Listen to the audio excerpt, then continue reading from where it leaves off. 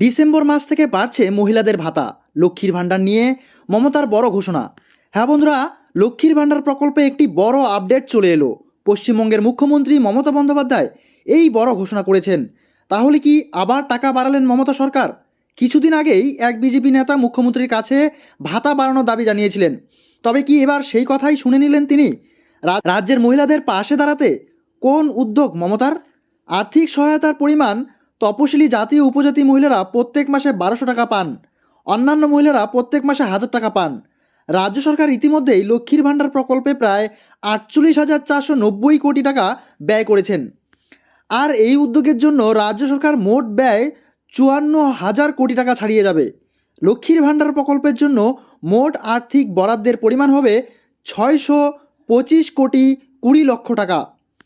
মুখ্যমন্ত্রী মমতা বন্দ্যোপাধ্যায় গর্বের সঙ্গে আরও উল্লেখ করেছেন যে পশ্চিমবঙ্গেই প্রথম রাজ্য যেটি লক্ষ্মীর ভাণ্ডার প্রকল্প চালু করেছে এবং এটি অন্যান্য রাজ্যের জন্য একটি মডেল হয়ে উঠেছে। এই স্কিমটি অনন্য যে এটি একটি পরিবারের প্রত্যেক মহিলাকে এই প্রকল্পে সুবিধা নিশ্চিত করে। এমনকি পরিবারের একাধিক মহিলা থাকলেও সবাই সুবিধা পান। কি দারুণ ঘোষণা মুখ্যমন্ত্রীর!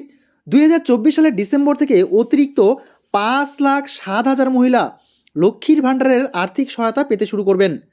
রাজ্যে এখন মোট সুবিধাভোগীর সংখ্যা বেড়ে 2,21,00,000 দাঁড়িয়েছে। এর দরুন অতিরিক্ত 5,07,000 মহিলা আর্থিক সহায়তা পাবেন।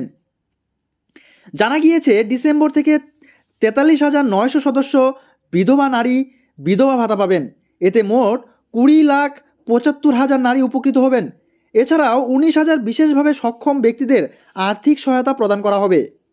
আবাসন প্রকল্প: এছাড়াও রাজ্য সরকারের নিজস্ব তহবিল ব্যবহার করে যোগ্য ব্যক্তিদের জন্য 12 লক্ষ বাড়ি তৈরি করবে। এই বাড়ির জন্য প্রথম কিস্তির 15 থেকে 30 ডিসেম্বরের মধ্যে দেওয়া হবে। মুখ্যমন্ত্রীর কথায় আর বাকি থাকবে 24 লক্ষ উপভোক্তা, তাদেরও পরপর দেওয়া হবে কিস্তির টাকা।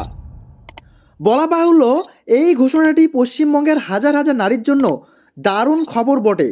ওই মহিলাদের আর্থিকভাবে আরও ক্ষমতায়ন করে এবং তাদের প্রয়োজনীয় সহযোগিতা প্রদান করে।